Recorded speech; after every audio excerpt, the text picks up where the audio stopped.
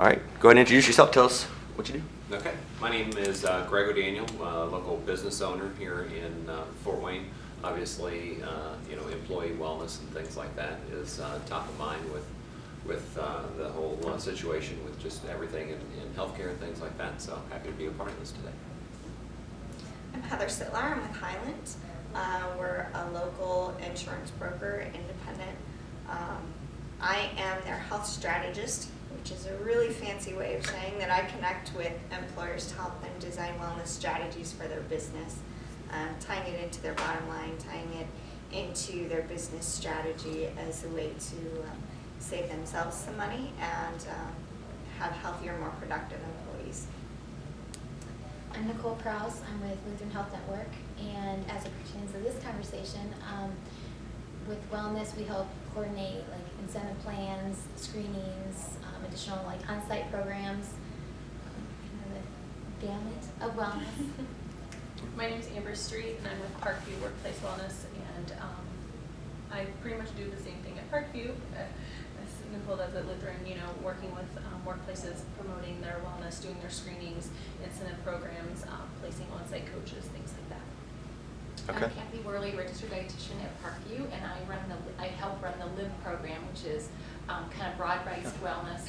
And we are reaching really out to the community at large with our tools and resources, as well as clinicians, doctors' offices, and educators in the schools. Okay. And I'm Wendy with the YMCA. We'll go around the whole thing? Yeah. Okay. All right. I didn't know. That's fine. We'll do that. We'll still I'm here. with the Hold on. YMCA of Greater Fort Wayne and Community Health. Okay. I'm Kim Hyatt with Healthy Vibrant You. I'm Paige Baines with Community Health Improvement for Parkview, and I'm the project management specialist. So a lot of community outreach and strategy behind how we can make the community healthier. Excellent. I'm Tim Spencer, just a very active individual. I don't have any role at my current company as far as health, but I like to help inspire people to improve their health. So. Danielle Farote, and I work at Gorilla CrossFit. Chanel Amstutz, Gorilla CrossFit. Mark Boss, and I just learned of it through the gym. So.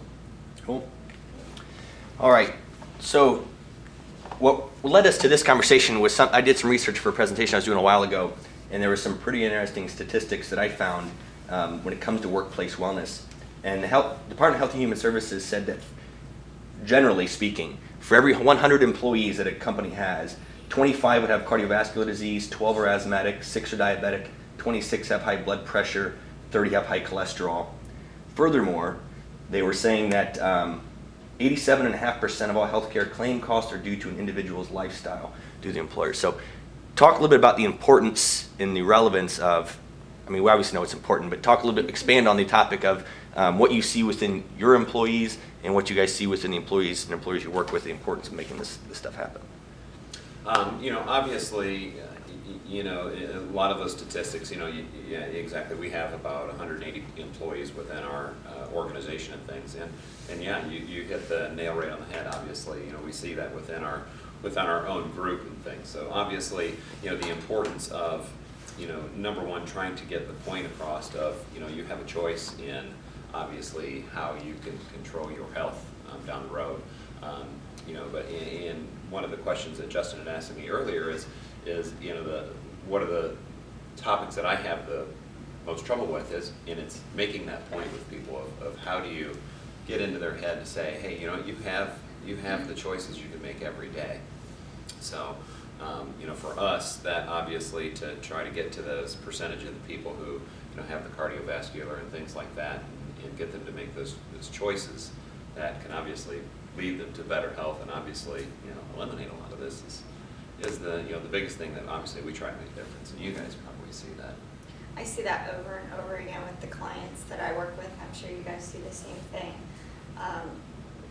Really, it's been interesting for me to work with some different client groups that have a very young workforce versus those that have the aging workforce, because people are staying where they're at a lot longer, especially in light of the economic situation. If you have a job, you're likely to stick to it just because you do actually have one. So those things that we see with kind of that 20s mindset of I'm invincible, people are starting to realize, oh, not so much. The numbers that they were so easy to hit, you know, my blood pressure's always been normal, my cholesterol's always been normal. Suddenly those start to creep up on them. And with an aging workforce, I think one thing that we see is people aren't aware that those changes are occurring just due to the aging process. So one thing I really work with employers to do is just create an awareness campaign to help employees see that, hey, these are what my numbers are. This is actually the true picture of my health, because I think a lot of people have a very different perception of how healthy they are. We recently ran a survey among one of our employer groups. It was a manufacturing group. It was very interesting because when it came to the nutrition portion, we asked people to just kind of gauge where they were on the food pyramid. We said, okay, I've climbed to the top, I eat mostly healthy foods. We said, you know, I'm most of the way up, my plate's mostly healthy foods. Or I'm getting there, I have a lot of unhealthy options. And then the last one was what pyramid? So we put that out there, and it was amazing that well over 75% of the workforce said, yes, I'm at the top, I eat healthy. We asked a similar question with regards to physical activity. And everybody came back, I think it was 72%. I'm very active. And then we get to the end of the survey and we say, well, what are you most interested in learning about? I'm interested in learning about improving my nutrition and improving my physical activity.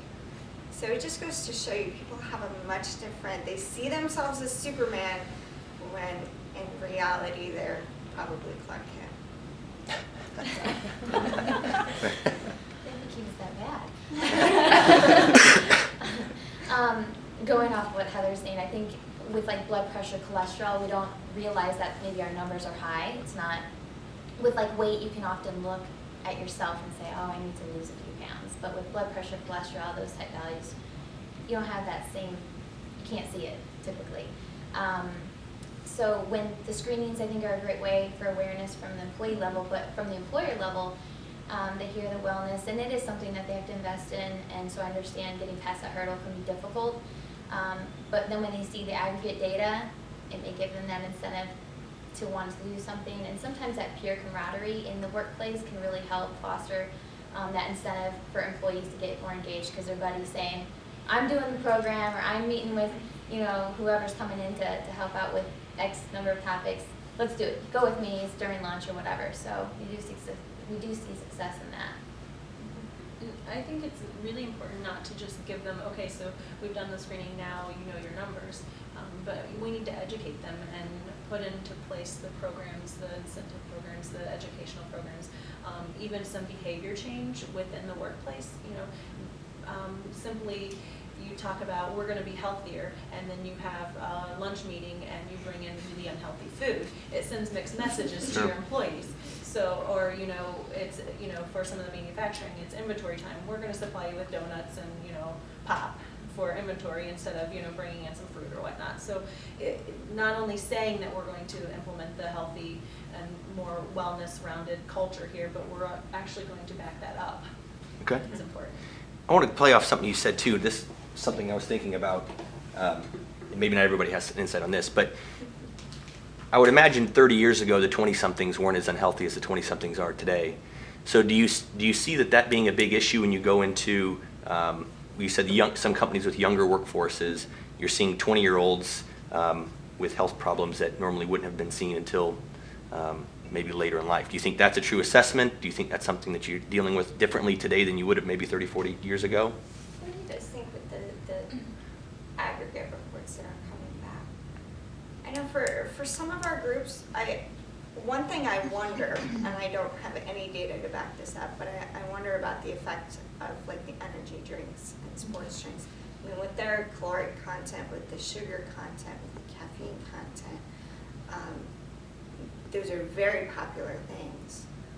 But unfortunately, all of those combined can have a pretty devastating effect on your heart and on your health.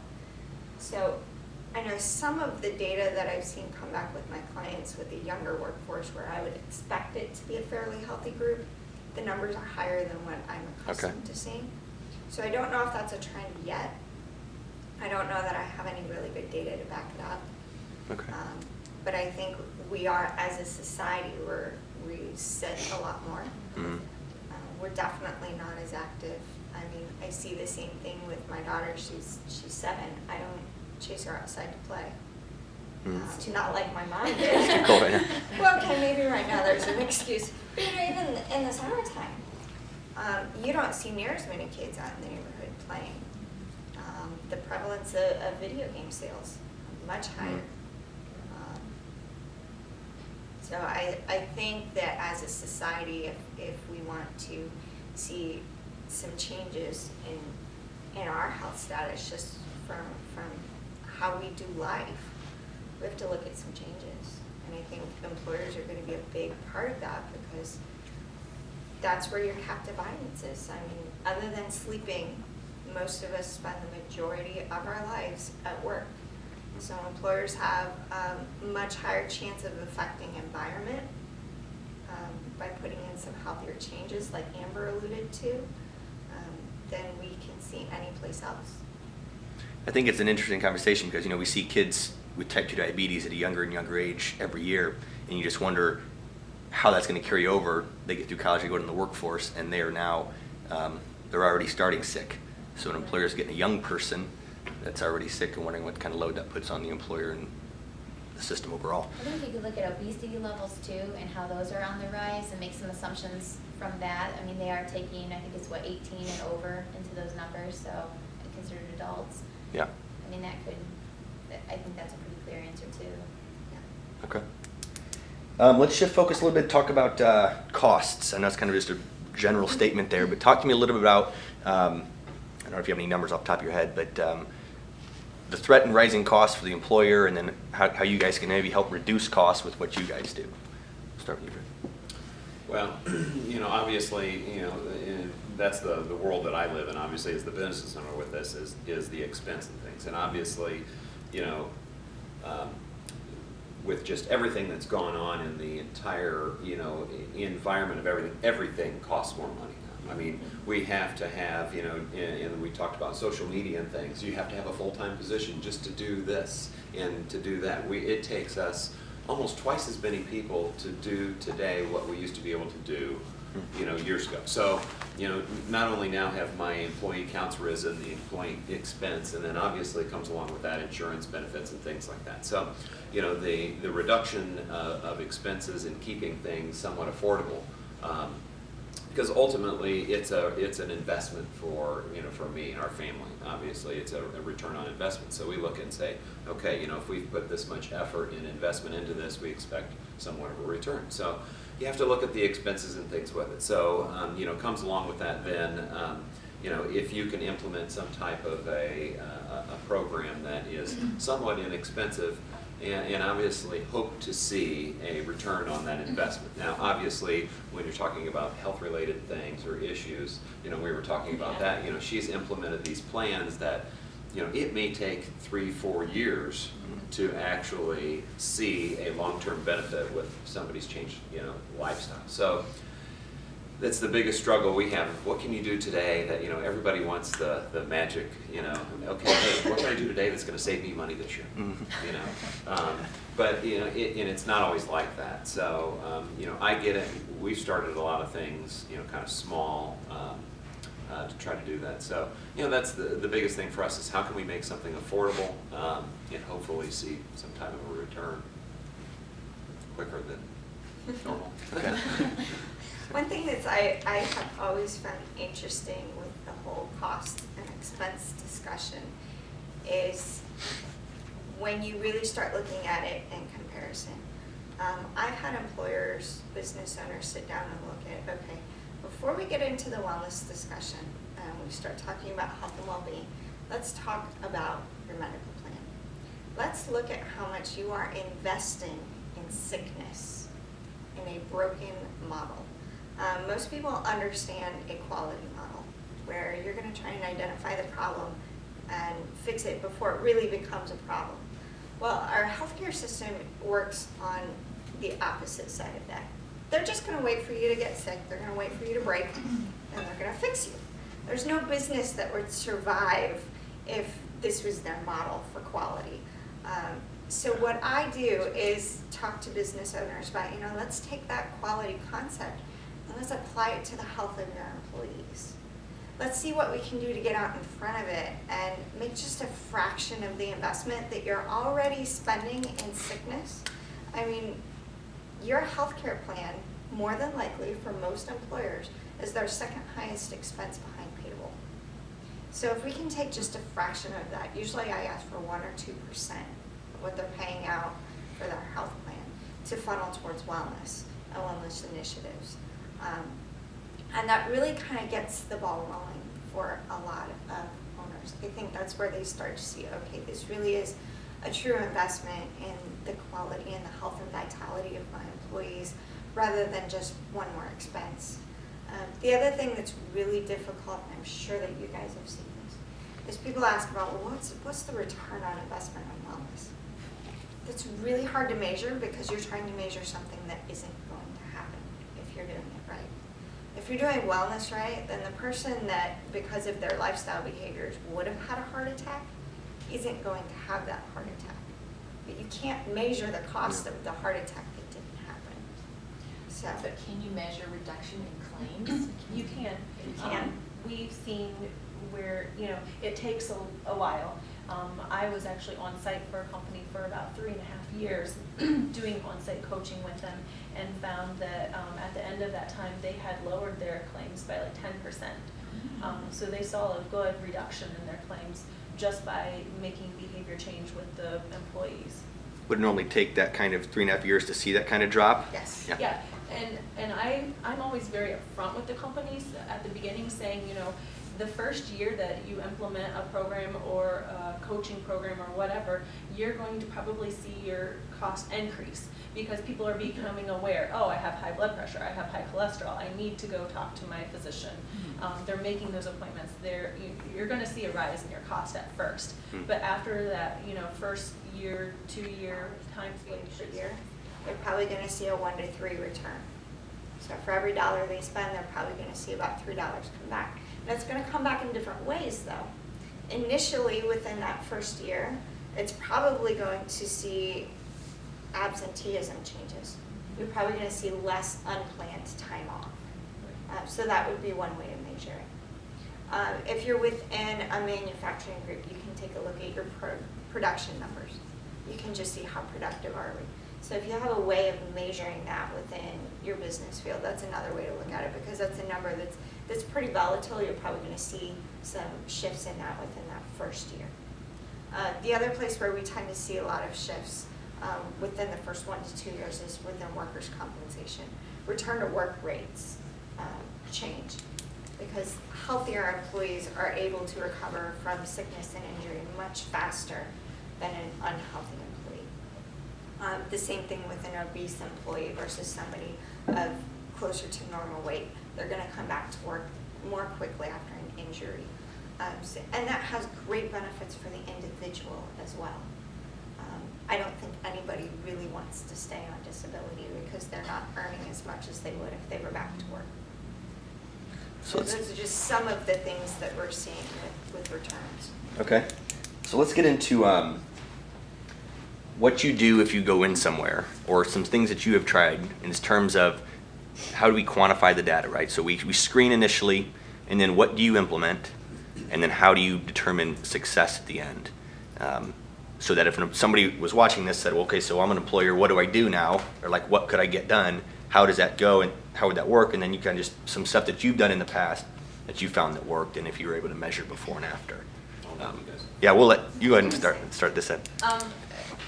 Initially the screening process, we get back those results and we have like an executive summary that kind of goes over the top priority areas.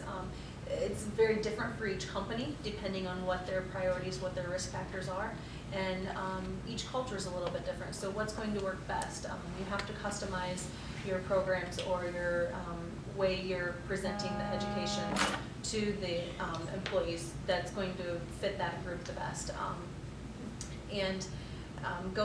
you would do evaluations after your programming to see, you know, hey, did this work? What was the feedback? Did we have buy-in? I think that it's important that you have the buy-in from the top.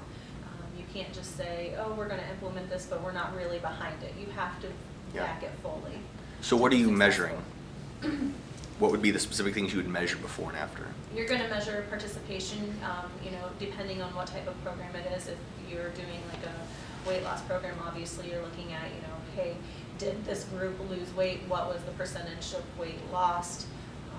To see if in fact you felt like it was a successful program. Smoking cessation, how many people quit during the program? You would follow up again, you know, 6 months later, how many stayed tobacco-free for that time. So it depends on your program to what you're measuring. Okay. I mean, both Parkview and Lutheran offer like the same, very similar services. So you're going to measure your lab values, your biometric data. For health educator visits, you might be setting up goals for individuals that they can work towards. So then you're monitoring, were they successful? And the success depends on what that initial goal was.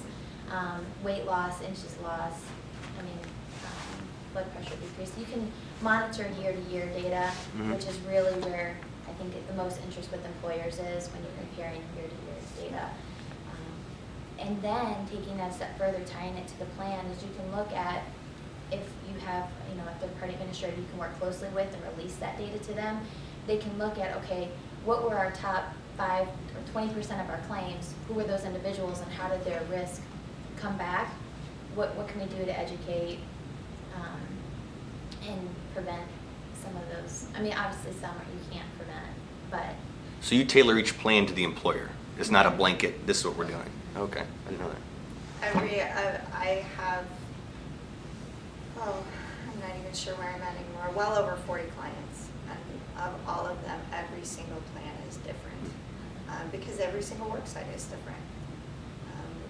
Every work site is made up of individuals. Every work site has its own culture, its own style, its own way of doing things. So something that will work with one group will be a dismal failure with another group. So you really have to figure out from the group. And we set it up in kind of 3 different pieces.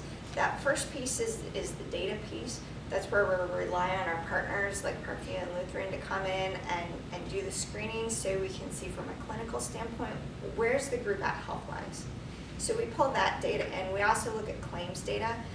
As a broker, we tend to have more access to the claims data, honestly, than even the employer does because we can access more of the drill downs than the employer would. So we really dive deep into that data as well to see, you know, where are their claims heading towards? What is it?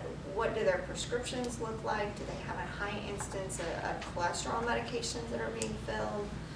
Things like that. So we can look at the claims as well. We also work with the employer to pull in data on absenteeism. Again, that unplanned time off. We'll pull in data on workers' compensation, on rates, and on return to work times, things like that. So we pull in a lot of information, it's a lot of data gathering. The second piece of it is talking to the employer and asking them, okay, as an employer, as a business owner, when we look at this plan a year from now, what is a successful plan to you? What are you looking to accomplish? You know, do you want your employees to just be happier, to have more satisfaction in the workplace, to not want to go work anyplace else? Are you really looking at, you want a healthier group? Or are you looking at, you know, the bottom line? Do you want to see some improvements in the profitability of your company? So depending on what they're looking for, on what the owner's focus is, that's also going to kind of shift how we look at the metrics and how we're defining success for the program. The last piece that we look at, which I think is really important, is that supportive programming piece. This is, for me, the fun piece of a program because this is the employee challenges, the lunch and learns, the games, the events that draw people in, that reinforce the healthy habits, that reinforce the small changes in behavior, that really we all need to do to make those small incremental steps that will lead us toward just a healthier lifestyle. So we put a lot of those into place with employer groups. We find that if you can make it fun and enjoyable, people are much more likely to stick to the commitments that they've made to live a healthier lifestyle. Okay. So we really have not gone anywhere as formal as you know, doing the clinicals and things like that, and really measuring anybody's baselines and things like that. But you know, as an employer, you know, seeing the need, you know, we did a thing with the Y in the past where they actually had somebody come in and we did the lunch and learns and things like that. And that had a pretty good, take rate to it. And then we've just kind of simplified some things, and so we just go for the fun stuff. So right now we're in a contest to walk across Florida. So basically my whole movement with my people, it's not about, you know, targeting any one particular thing. Let's just get people moving outside of the workplace. You know, the first time we did this, people were wearing pedometers and measuring their steps at work. Well, this time I'm like, no more steps at work. This all has to be in addition to what you do on a normal daily basis. So you got to move more than you normally do. And so we have a walk across Florida from I don't know where it was, Tampa to Daytona Beach. It was 163 miles. They had 12 weeks to complete it. And at the end of it, then there was a reward. Basically, put everybody's name into a drawing. We give away 2 free airline tickets to go to Florida. And there was a second portion of it then that was... They're looking at me now. There you go. Well, the last time we did was, I forget what we gave away, but we held it as a surprise. And basically, instead of, there was a reward for everybody who completed it. We put their name in the hat. But then everybody who actually completed it, filled the whole thing out, we gave them all an extra vacation day for the year to use. So, and that was unknown to them. So basically, you know, somebody couldn't fudge it, you know, because it's just all, hey, keep your log and things like that. So that really went over big. So this time, everybody's like, well, maybe we're going to get another vacation. So we got more people doing it. But then, anyways, then the second part of that, you know, obviously to see somewhat measurement and things like that, we did a weight loss portion of it where, and you actually had to pay into it. So everybody puts in $20. And we just did it as a percentage of body weight and things like that. And we said, okay, whoever, the top 3 will get a share of the winnings. Well, what we're going to do as a surprise, basically, for every pound that you lost, we're going to give them $1 back of their $20, and then we'll still reward whoever it was. So, you know, we just try to keep it fun and simple, you know, and something that we can manage in that aspect of it. But, you know, the biggest thing that, you know, and you talk about like kind of from the top down sort of thing. I've obviously tried to influence, but I've had a couple of my employees who have really, you know, embraced it, and they have gone, you know, completely eating, you know, healthy lifestyle and things like that. And the influence that they have on the other employees is huge. So one of my service managers was, you know, the typical, I'm on the cholesterol, I'm on all of this medications, things like that. He started getting the green bean delivery, all the fresh fruits, vegetables weekly. He is now off all of his medications. His back doesn't hurt anymore. He's like, I have more energy. And he now brings all the fruits and vegetables into the people that he employs or manages and makes them eat those as snacks rather than going to the snack machine and things like that. So that's been, so that's been great. It becomes a shift in culture. Yeah. I know one thing that has happened at Highline, because, you know, in addition to helping our clients with their wellness stuff, we have a pretty robust wellness program just internally. One thing that we've noticed over the years is just the shift in people's attitudes towards what they're eating at work. When we originally started out in our building, our vending machine was constantly empty. And I like to say we had our first win about 4 years ago. We decided shortly after moving into the building, as a wellness committee, we decided that we needed some healthier options for people to eat. So we put together a wellness basket, which we just keep stocked as a committee so that it has better options than what you would typically find in a snack machine. And about 4 years ago, one of the girls brought a Twix bar to the front desk that she had gotten out of the snack machine, and it was completely stale. It had sat in the machine so long. I have no idea how long it takes a Twix bar to become stale. Probably a while. So I really think that was a shift for us. The other thing that we've seen is that when our vendors bring in food to our office, they've started all bringing either veggie trays or the fruits, because when they bring in the chocolate and the sweets, the cakes, it just kind of sits there. And we end up throwing a lot of it away. If you bring in a veggie tray or a fruit tray, it's decimated in like an hour. It's gone. So that's just a shift that we've seen just in our own workplace, and a lot of it has stemmed from just coworker support. People saying, "I'm not going to do that thing anymore." So is there one thing that you guys could say? I think cultural shift within the organization is probably the biggest thing you could achieve, I would think. Is there any one thing you would say that's lend itself to that most success? I'm gonna hit Greg up real quick. Okay. Okay, I didn't mean to interrupt. But I Well, we wanted can to do questions ask at the you- end if Oh, that's all okay, right. okay. Yeah, we're gonna do. That's all right. Write it down. So I have 2 more questions and we'll go to Grades don't group. remember questions of that. I'll remember. Yeah. So would you have one thing? Does that make sense? I would say the employer just really needs to sit down and look at their goals. Start out with what you can do, because even if you can do one thing, that's still one thing that's going to be different and healthier than what you could have been doing.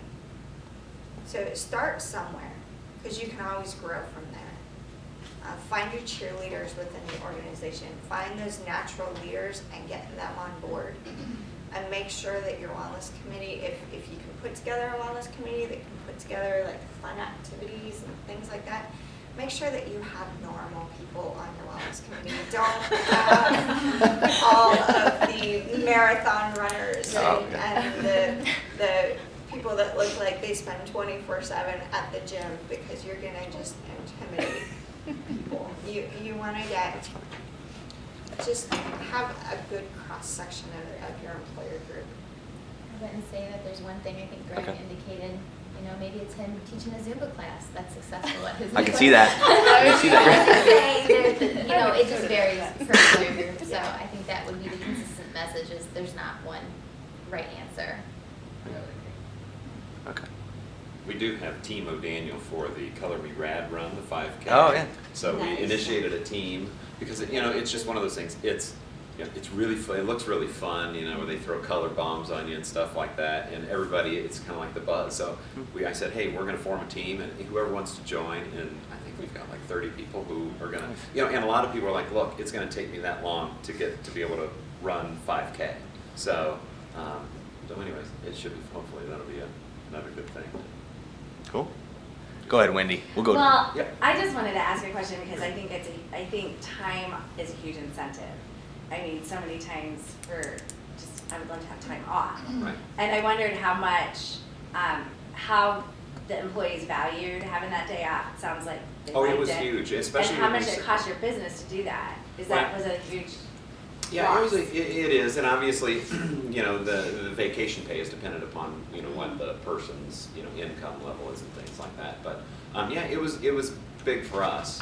And obviously not knowing how many people were going to do it. We didn't have, maybe we had 30 people that participated in it. So it wasn't as big of an expense there, but it was such a huge reward for them because number one, they didn't expect it.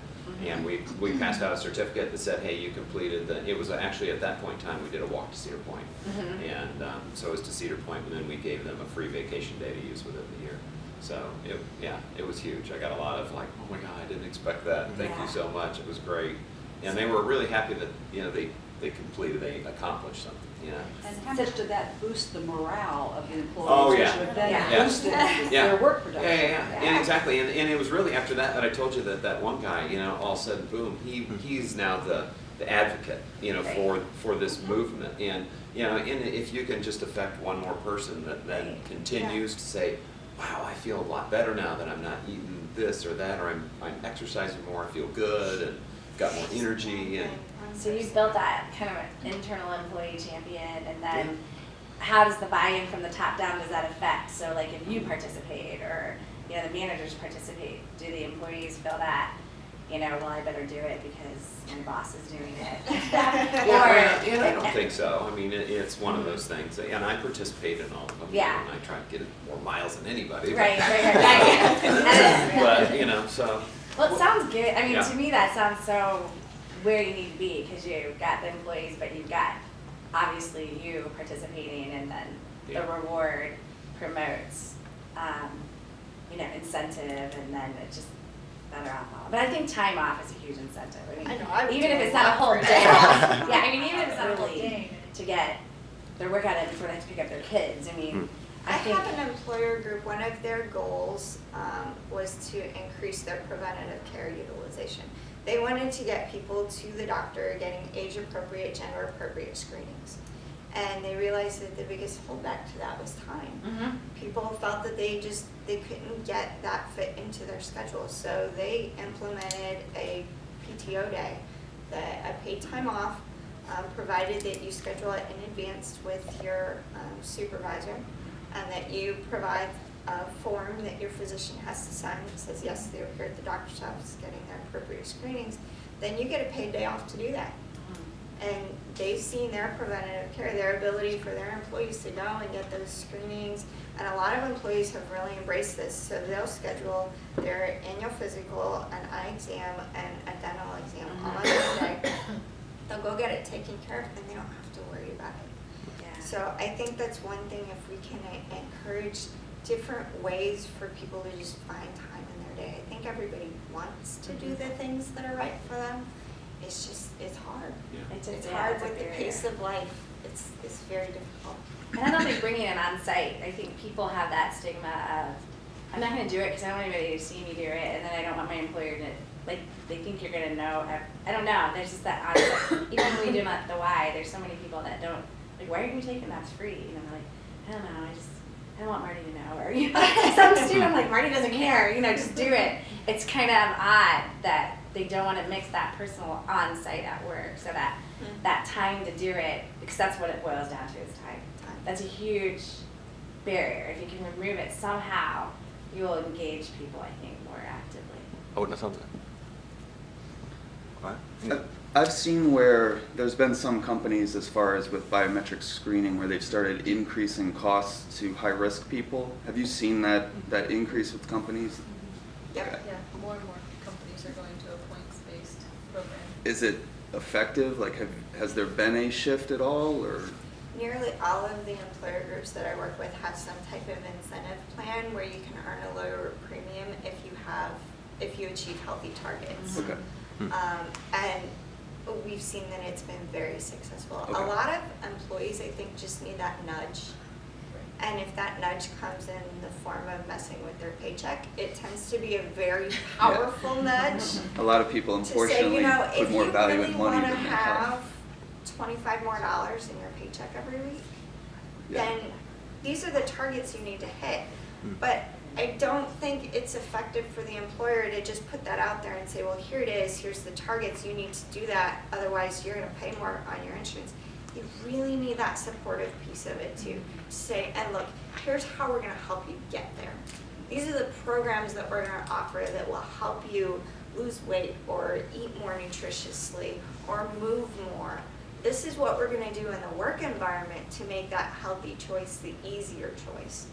So I think it can be very, very effective. I think if you want to do it so that it's not morale breaking, you have to have the supportive piece with it. Otherwise, it's just going to feel like a penalty. Our comparative data shows the same, that groups that use results-based programs like you're talking about, their year-to-year difference looks so much better than those that don't. And going back to kind of the cost savings on it, groups that maybe can't get past that nudge of spending the extra money, they'll take that extra money that people are paying because they're not healthy and putting it towards a wellness program versus taking out money from another department or wherever else, coming up with the funds. They'll say, okay, this extra, $7,000 that we're getting, it's not going to go towards the plan. We're going to reinvest that in wellness initiatives, going back to the employees. So even though we're paying more, we're giving it back to you in some fashion if you choose to participate. That's what all of my employer groups do. All of that money is earmarked specifically for the wellness program. So it covers the cost of the screenings, it covers prizes so that they can do some really good supportive programming and provide additional incentives and ways for improvement. A lot of employers are moving to that because the money's got to come from somewhere. So do those become mandatory programs, or They're all or it's voluntary. voluntary then depending upon that points rating. So if you don't participate, you would just pay the highest. Just pay the Right. highest rate. rate. Well, I don't think it's that you don't participate, they may base it on like their data, so their lab values, biometric data, whether or not you smoke. Yeah. And then let's say you don't hit the BMI. Well, we're offering all these programs, the walking program like you have, Yeah. and the 5K run. We're doing everything to support you to reach that goal. It's whether or not you want to participate. And Right. then you're keeping those healthy that are, Gotcha. yeah. What we've seen most of our groups do is when they get ready to put in a wellness program, they raise rates across the board for everybody. And I say, hey, look, this is how we're gonna do it. If you don't want to pay that increase, here's how you avoid the increase. And that is achieving those health status targets. You Most find of our- that works? Mhm. That's been the most successful strategy that we've seen with groups, because it's that nudge for the individual. It gives the employer the financial power to be able to put in some really effective programming without having to funnel money from elsewhere. So it's been a really good strategy, and we've seen that right now the aggregate data that I'm seeing across the board with my clients is showing that it's having a really big impact. And the more impact you can have on those individual behaviors, on the individual improvements, and those health statuses, that's when you're going to eventually see that turn into the claims decreases and the other larger returns on investment. That's very cool.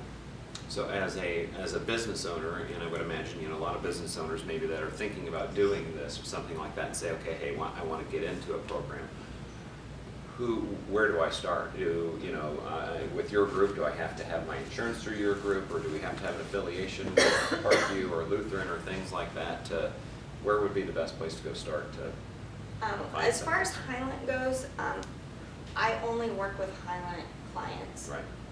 The great thing about what I do though is that when you are a client of Highland, we believe so heavily in wellness that my services as a health strategist just come with. I'm considered a value add. We've actually done some pretty aggressive cost analysis, and it's an equivalent of about $16,000 that you would typically spend to bring somebody in and do what I do, and it's what we do. Because we believe this is the right direction for employers to go. Right. So, but again, I have that limitation working for a broker. I can only work with Highland clients. Right. Parkview and Lutheran, though, I mean, you guys will pretty much work with anyone that comes your way. Right. Yeah, if you asked her, she'd say Parkview. So there you go.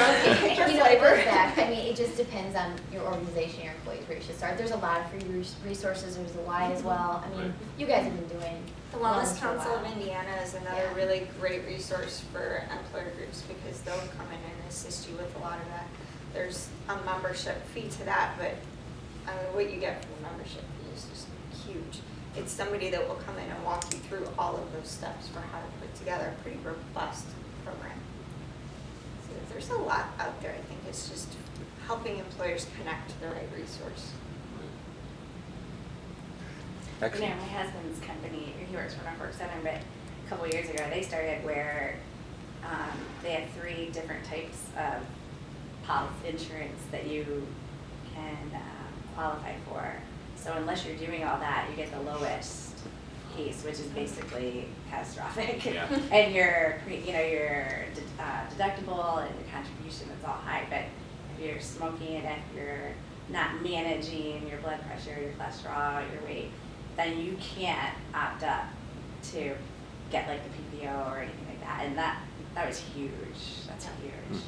So I don't know if it's only a big company option, but we definitely don't want to lose that, $15 copay. So we make sure we manage all that we're supposed to, and that's how they cut.